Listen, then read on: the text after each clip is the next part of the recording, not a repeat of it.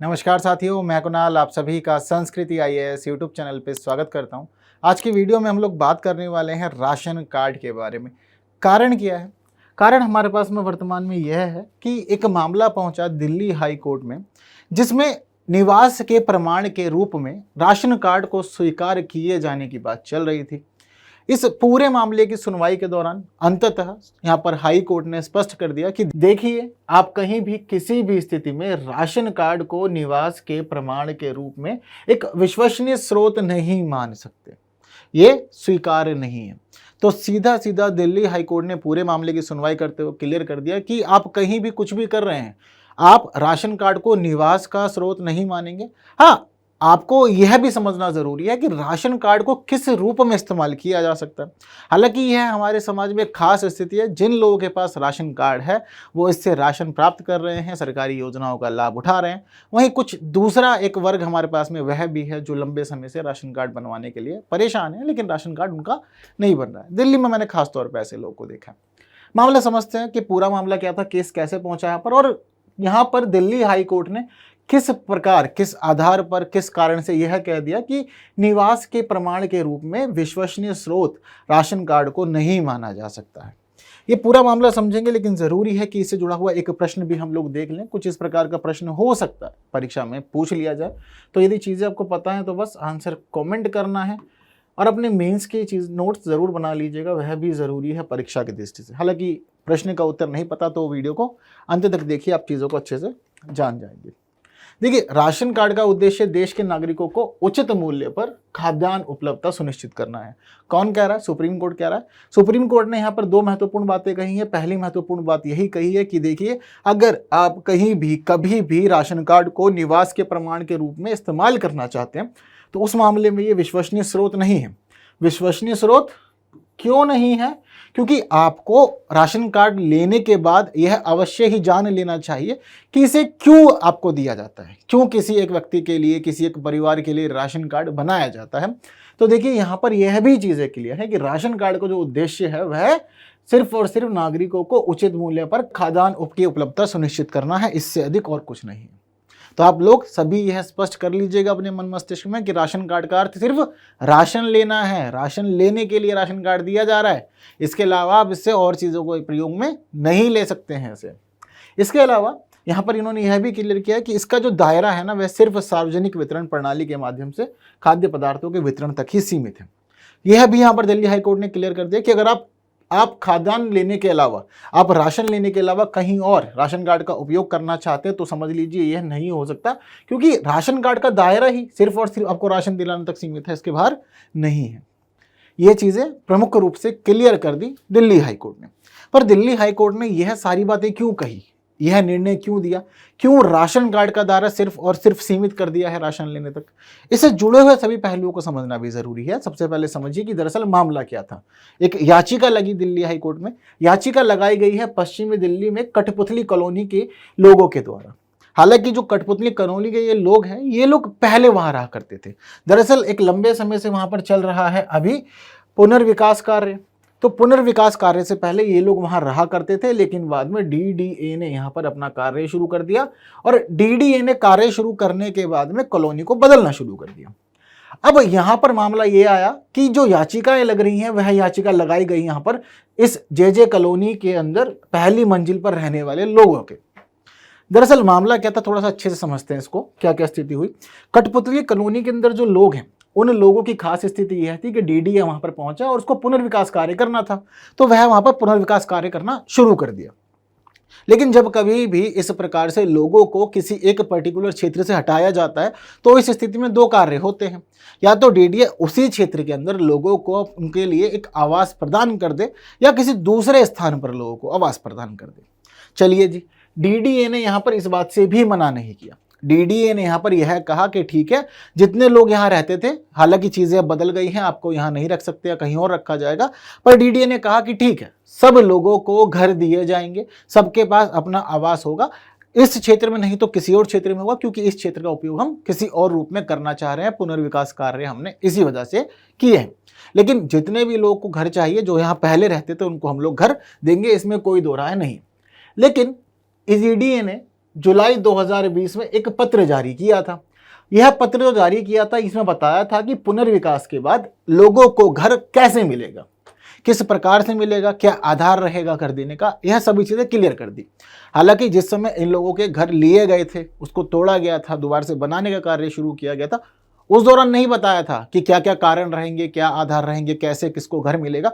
बाद में चीज़ें इन्होंने क्लियर की कि जी ठीक है, इस प्रकार से इस आधार पर हम लोग घर देंगे। क्या आधार रखा इन्होंने कहा अपने इस पत्र में कि देखिए, जितने भी लोग इस कॉलोनी में रहते थे हम उन लोगों को घर देंगे, लेकिन घर देने की शर्त है कि एक परिवार के पास में पृथक राशन कार्ड होना चाहिए। यदि आपके पास पृथक राशन कार्ड होगा तो आपको एक अलग घर दिया जाएगा। अगर मान लीजिए कि एक घर का एक राशन कार्ड है, उस एक राशन कार्ड के अंदर माता पिता हो गए, माता पिता के मान लीजिए 3 बेटे हैं और 3 बेटों की शादी अलग अलग हो चुकी है, पर राशन कार्ड उनका एक ही चल रहा है अभी तक, उन्होंने बदलवाना उचित नहीं समझा, तो ऐसी स्थिति में उनको एक ही घर दिया जाएगा। अगर वो कहेंगे कि माता पिता के लिए अलग और बाकी 3 बेटों के लिए अलग, इस प्रकार 4 घर दिए जाए, तो ये बिल्कुल भी स्वीकार्य नहीं किया जाएगा। यह सभी चीजें इन्होंने यहां पर क्लियर कर दी, बता दिया। अब इसी बात को लेकर उठा है पूरा का पूरा ये मामला। क्यों? क्योंकि भाई एक घर में या तो बहुत सारे लोग हैं या फिर कुछ लोग ऐसे हैं जो ऊपर रहते हैं, नीचे रहते हैं और लंबे समय से क्षेत्र में रह रहे हैं किसी ना किसी रूप से। अब सब लगातार डिमांड कर रहे हैं कि जी हम परमानेंट रेजिडेंट हैं यहाँ के। बहुत सारे वो लोग वो भी हैं जिनके अपने घर थे, लेकिन उसके बावजूद उन लोगों के पास राशन कार्ड नहीं था। तो इस प्रकार ये पूरा मामला उठता है और उठ करके पहुंच जाता है दिल्ली हाईकोर्ट में। अब दिल्ली हाईकोर्ट में मामला पहुंचता है तो दिल्ली हाईकोर्ट में पहुंचने के बाद भाई जो डीडीए है उससे जवाब मांगा जाता है। डीडीए से कहते हैं कि बताओ तुम लोगों को घर क्यों नहीं दे रहे हो, लोगों को क्यों परेशान कर रहे हो। तो डीडीए कहता है कि देखिए जी, हमारे पास में एक नीति है, उस नीति को कहते हैं डीडीए पुनर्वास और स्थानांतरण नीति 2015। यह जो हमारी नीति है ना, वह नीति बताती है कि डीडीए कब कहाँ किसी व्यक्ति के पुनर्वास के कार्य और स्थानांतरण के कार्य करेगा। और अगर हम समझेंगे वर्तमान परिस्थितियों को, तो वर्तमान परिस्थितियों में जो लोग हैं, ये लोग इस नीति के तहत बताई गई आवश्यकता को पूरा करने में विफल हैं। अब कोर्ट ने पूछा कि क्यों विफल हैं, तुम्हारी इस नीति में ऐसा क्या है जो ये लोग नहीं कर पा रहे हैं कठपुतली कानूनी के। तो इन्होंने बताया कि देखिए जी, हमारी जो नीति है वो यह कहती है कि अगर आपको अपना एक अलग घर चाहिए या कभी भी ऐसी स्थिति होती है पुनर्वास या स्थानांतरण की, तो आपके पास में अलग राशन कार्ड होना चाहिए। अगर अलग राशन कार्ड होगा तो हम आपको घर देंगे, हम मना थोड़ी कर रहे हैं, हमने सबके लिए कहा है बस आप हमारे पास आओ, राशन कार्ड दिखाओ, घर ले जाओ, कोई दिक्कत नहीं है, हम सबको ये कह रहे हैं। अब इन लोगों के पास राशन कार्ड नहीं है तो ये हमारी गलती थोड़ी है। अब हम ऐसे ही हर किसी को घर तो नहीं दे सकते। जब हमारी नीति कहती है कि राशन कार्ड के आधार पर घर दिया जाएगा, तो बिल्कुल आप राशन कार्ड लाएंगे, हम आपको मना नहीं करेंगे। और अब बहुत सारे लोगों से पूछिए ना, आप बहुत सारे और भी लोग हैं यहाँ पर, उनसे आके पूछ सकते हैं, उनको हम लोगों ने घर दिए हैं सिर्फ राशन कार्ड के आधार पर ही। जो लोग राशन कार्ड उपलब्ध कराने में, प्रस्तुत करने में असफल रहे हैं, उन लोगों के लिए हम इस मामले में कुछ नहीं कर सकते। स्थिति सुनी, मामला पूरा का पूरा आ गया। पहले याचिका सुनी, याचिका में था लोग बेघर हो गए हैं, घर नहीं मिल रहे। इनसे पूछा घर क्यों नहीं दे रहे, इन्होंने कहा जी अलग राशन कार्ड होना चाहिए। कोर्ट ने दोनों पक्षों को सुन लिया। अब कोर्ट कह रहा है कि मैं किसकी तरफ जाऊं, मैं डीडीए को सही मानूं या फिर लोगों की समस्याओं को देखूं जिनके पास अब घर नहीं रहे हैं, जो घर विहीन हो गए हैं एक प्रकार से, उनके लिए मैं क्या करूं। तो कोर्ट ने कहा, दिल्ली हाईकोर्ट यहां पर फिर एक्टिव हुआ। दिल्ली हाईकोर्ट आया, काम करता है, राशन कार्ड की स्थिति समझते हैं कि दरअसल राशन कार्ड का अर्थ है क्या। राशन कार्ड का जो अर्थ होगा उसके अर्थ के अकॉर्डिंग चीजें समझना शुरू करते हैं। क्यों? क्योंकि डीडीए की जो पुनर्वास और स्थानांतरण नीति 2015 है उसको तो हमने समझ लिया, वो कह रही है कि राशन कार्ड होगा तो घर मिल जाएगा। लेकिन राशन कार्ड का अर्थ वास्तव में क्या है, जरा समझते। तो मामले की सुनवाई की न्यायमूर्ति चंद्रधारी सिंह की पीठ ने। इन्होंने मामले की सुनवाई करते हुए केंद्रीय उपभोक्ता मामलों के मंत्रालय के द्वारा जारी किए गए एक गजट अधिसूचना को पकड़ा। ये जो गजट अधिसूचना है, इसे मार्च 2015 में मंत्रालय के द्वारा जारी किया गया था। इस गजट अधिसूचना में यह बताया गया था कि राशन कार्ड का अर्थ क्या है वास्तव में। तो यहां पर इन्होंने स्पष्ट कर रखा है कि राशन कार्ड का वास्तव में जो अर्थ है, वो अर्थ सिर्फ राशन लेना है, इसके अलावा और कुछ नहीं है। अगर कभी भी कहीं भी कोई व्यक्ति राशन कार्ड को पहचान के प्रमाण के रूप में प्रयोग करता है या फिर निवास के प्रमाण के रूप में प्रयोग करता है, तो हम इसकी इजाजत नहीं देते हैं। यानी कि मंत्रालय साफ तौर पे खुद स्पष्ट कर रहा है कि अगर आप निवास के प्रमाण के रूप में या अपनी पहचान के प्रमाण के रूप में राशन कार्ड का प्रयोग करेंगे तो ये संभव नहीं है। आप राशन लीजिए, काम खत्म, इसके अलावा और कोई चीज हम लोग यहां पर नहीं कर सकते। न्यायालय ने इसी पॉइंट को पकड़ लिया न्यायालय ने इसी पॉइंट को पकड़ते हुए साफ साफ कहा कि देखिए जिस प्रकार से डीडीए अलग अलग राशन कार्ड की मांग कर रहा है, किसके लिए, निवास के प्रमाण के रूप में आप मांग कर रहे हैं अलग अलग राशन कार्ड की, यह एक प्रकार की मनमानी है, क्योंकि आप स्थितियों को ही नहीं समझ रहे। स्थिति क्या कहती है, पहले स्थिति को समझना जरूरी है। यदि आप स्थिति को समझते हैं, स्थिति कह रही है कि भाई निवास का प्रमाण नहीं होगा मतलब नहीं होगा, मामला खत्म हो गया। अब अलग अलग राशन कार्ड मांगना तो वास्तव में मनमानी है, इसके अधिक और भी कुछ यह नहीं है। इसके अलावा यह बात तो रही डीडीए की, डीडीए को समझाना था कि देखियो मनमानी मत करो, जितना कहा जाए जितना कार्य है उतना करो। वहीं प्रतिवादियों को भी बोला कि आप लोग राशन कार्ड लेते हो, आपको भी तो यह समझना चाहिए कि राशन कार्ड क्यों ले रहे हो, राशन कार्ड का अर्थ क्या है, यह भी हर एक व्यक्ति को पता होना चाहिए, जरूरी है।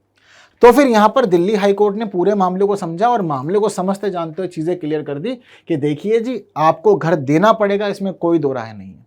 आप निवास प्रमाण पत्र लीजिए ना, आधार कार्ड ले लीजिए, कुछ और हो सकता है, बिजली का बिल वगैरह हो सकता है, आप वो लीजिए, उन पेपर्स के आधार पर आप लोगों को घर प्रोवाइड कीजिए। और अब करवाना पड़ेगा क्योंकि दिल्ली हाईकोर्ट का ऑर्डर यहाँ पर आ गया है।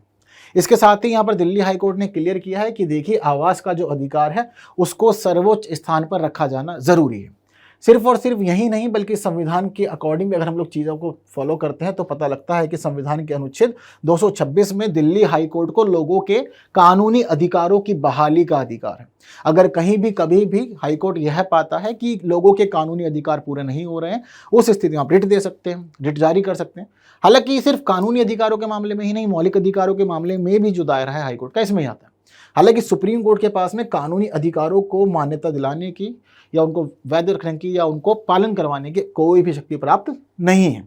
तो संविधान भी कहता है कि ऐसा कोई भी जरूरत पड़ेगी तो हाईकोर्ट आगे आएगा। वहीं हाईकोर्ट ने अंततः चीजें क्लियर करते हुए साफ साफ कहा है कि घर दिया जाना जरूरी है, आप घर देंगे और लोगों से उनका आवास प्रमाण पत्र लीजिए, ना कि राशन कार्ड, क्योंकि यह आवास का प्रमाण नहीं है, ना ही पहचान का प्रमाण हो सकता है।